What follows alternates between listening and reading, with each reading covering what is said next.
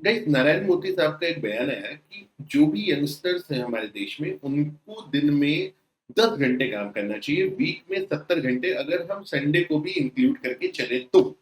फिर भावेश अग्रवाल साहब जो सीईओ हैं ओला के, उनका बयान आया कि भाई मैं तो दिन में 20 घंटे काम करता हूँ, यानी वीक में 140 घंटे काम करना चाहिए देश के हर यंगस्टर्स को।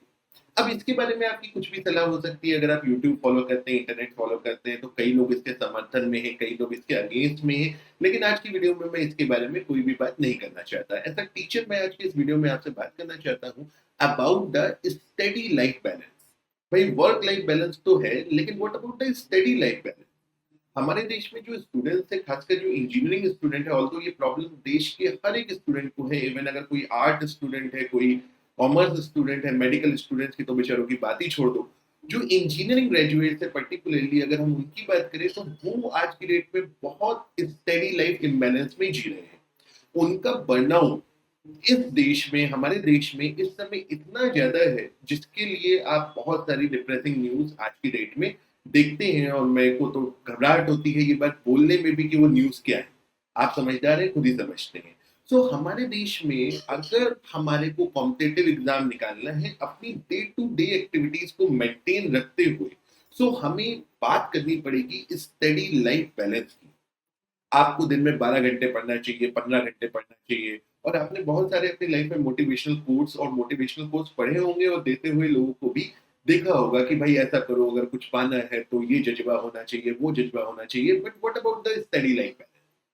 कोई इसके बारे में क्यों नहीं बात करता? सो गाइस, आज की इस वीडियो में हम आपसे बात करेंगे स्टडी लाइफ बैलेंस के बारे में और किस तरीके से आप अपना स्टूडेंट अपने बर्नआउट को मिनिमाइज कर सकते हैं और साथ ही साथ अपनी डे टू डे एक्टिविटीज को मैनेज करते हुए अपना एक स्टडी लाइफ बैलेंस बनाते हुए इन कॉम्पिटिटिव एग्जाम्स को भी क्रैक कर सकते हैं। So guys, with this let me welcome you on the Acumen Gate Academy. मेरा नाम है डॉक्टर उमा शंकर त्रिपाठी।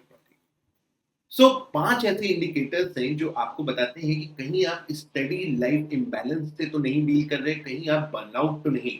पहला इंडिकेटर है क्रॉनिक फटीग। आपको हमेशा थकान फील होती है, एनर्जी फील नहीं होती, ऐसा लगता है ड्रेन्ड हो गए हैं, कुछ भी खास करने का मन नहीं करता। दूसरा है लॉस ऑफ मोटिवेशन, मतलब आपका स्टडीज करने में मन नहीं लग रहा है। आपने बस एक घड़ी बना रखी है कि 1 घंटा मुझे बैठ के पढ़ना है, 10 घंटा मुझे बैठ के पढ़ना है। तो किसी धक्के से, किसी इस वजह से पढ़ रहे हैं कि नहीं भाई, नहीं किया तो मेरे साथ क्या होगा।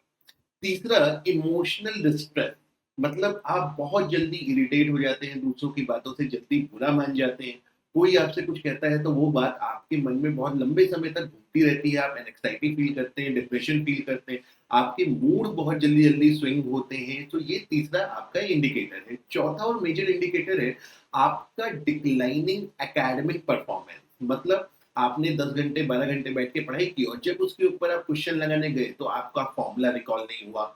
आपको ऐसा लगा कि जो छोटे छोटे कॉन्सेप्ट आपने पढ़े थे वो सब आपके दिमाग में उलझ गए, या 2-3 सब्जेक्ट जो आपने पढ़े थे उनके कॉन्सेप्ट मिक्स होकर के अब आपका कुछ भी प्रोडक्टिविटी नहीं निकल करके आ रहा है। और पांचवा है आपका विड्रॉल फ्रॉम सोशल इंटरेक्शन, मतलब आप नए लोगों से मिलने का मन नहीं करता, पुराने दोस्तों के साथ मूवी देखने जाने का मन नहीं करता, फैमिली गैदरिंग में जाने का मन नहीं करता, किसी से बात करने का मन नहीं करता। सो गाइस, ये बेसिक 5 इंडिकेटर हैं साइंटिफिकली जो आपको बताते हैं कि आप इस समय स्टडी लाइफ इम्बैलेंस से जूझ रहे हो, आप एक बर्नआउट स्टूडेंट हो। और गाइस, मेरी बात को याद रखिए, अगर कोई प्रॉब्लम है तो उसका सॉल्यूशन करने का जो पहला स्टेप है वो उस प्रॉब्लम को एक्नॉलेज करना है।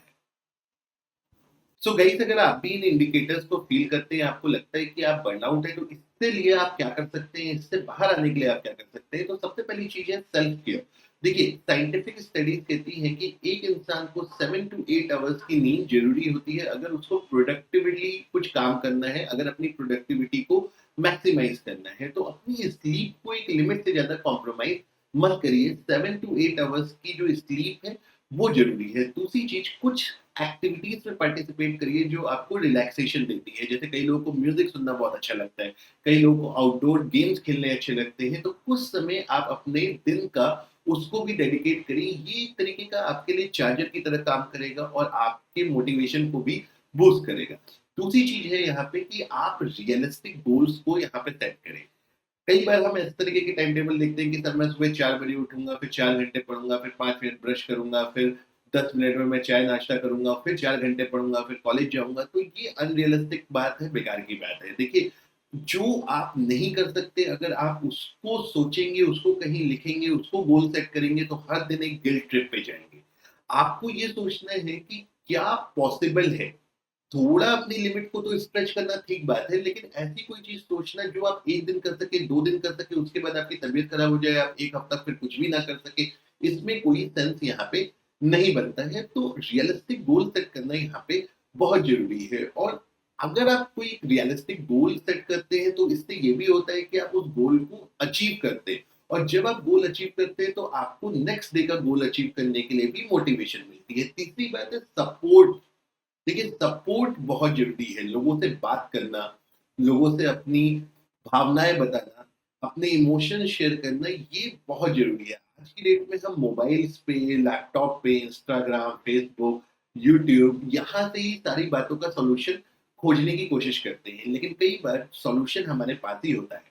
आप अपने पेरेंट्स से बात करें, अपने लव्ड वन से बात करें, अपने दोस्तों से बात करें, अपने टीचर्स, अपने मेंटर से बात करें और आपका जो भी तकलीफ है, जो भी दिक्कत है, जो भी आपको फ़ील होता है, उसको आप उनके साथ शेयर करें और उनके सजेशंस को सुनें और अगर हो सके तो उन्हें इम्प्लीमेंट भी करें। चौथी बात है टाइम मैनेजमेंट करना। देखिए, होता क्या है कि हम अपना टाइम बहुत सारी ऐसी अननेसेसरी एक्टिविटीज़ में वेस्ट कर देते हैं और उसके बाद जब हम पढ़ने बैठते हैं तो हम प्रेशराइज़ फ़ील करते हैं क्योंकि हमने टारगेट ऑलरेडी सेट किया हुआ है। तो टाइम मैनेजमेंट के लिए आज की डेट में बहुत सारी ऐसी ऐप्स आती हैं, आपके मोबाइल्स पे, आपके लैपटॉप्स पे, कैलेंडर्स आते हैं जिसपे आप अपने टास्क को, अपने टाइम को मैनेज कर सकते हैं और टाइम मैनेजमेंट के लिए एक और अच्छा तरीका होता है कि आप अपने लाइफ में अपने दिन की सोच करके जो भी अननेसेसरी एक्टिविटीज़ है, जो भी अवॉइडेबल एक्टिविटीज़ है, वो आप अपने दिन से निकाल दें। तो इससे आपके पास एक अच्छा टाइम चंक्स बचेंगे जिनका यूटिलाइज़ेशन आप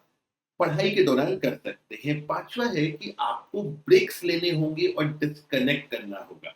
मतलब अगर आप एक ड्यूरेशन पढ़ाई करते हैं, वो ड्यूरेशन आपके हिसाब से कुछ भी हो सकती है। जैसे मैं अगर अपनी बात करूँ तो मैं एक सिटिंग में 1 से डेढ़ घंटे के ऊपर अगर पढ़ने की कोशिश करता था, तो मेरे को दिक्कत होती थी। तो 1 से डेढ़ घंटे पढ़ करके अगर आपका ये 2 घंटा है, तो बहुत अच्छी बात है। आप 1 घंटा, 2 घंटा जो भी आपके लिए मैनेजेबल है, उसके बाद आप 15 से 20 मिनट, आधे घंटे का ब्रेक लीजिए, डिस्कनेक्ट करिए अपने माइंड को, रिलैक्स करिए, म्यूज़िक सुनिए, सोशल मीडिया वगैरह को खास यूज़ उस समय मत करिए क्योंकि वहाँ से भी आपकी काफ़ी एनर्जी ड्रेन करती है और जब भी आप खासकर सोने के लिए जाएँ, स्लीप करने जाएँ, तो इन सब चीज़ों को अपने दिमाग से उस पॉइंट ऑफ टाइम पे कोशिश करें कि आप निकाल दें और अगले दिन होने का इंतज़ार करें। तो ये गाइस कुछ बेसिक टेक्निक्स हैं जिसकी वजह से आप अगर स्टडी लाइफ इम्बैलेंस में डील कर रहे हो, आप बर्नआउट फील कर रहे हो, तो वहाँ से कुछ हद तक आप बाहर आ सकते हो। सो गाइस कमेंट में ज़रूर बताइएगा अगर आपको लगता है कि आप भी कुछ इस कैटेगरी में फॉल कर रहे हो कि आपको बर्नआउट फील हो रहा है और आप हमें और सजेशन करिएगा कि हम आपके लिए और इस तरीके की क्या वीडियो बना सकते हैं। तो जल्दी ही इसके बारे में और बात करेंगे। आज की वीडियो में इतना ही। With this thank you very much, have a good day and will see you in the next session और सब्सक्राइब करना मत भूलिएगा।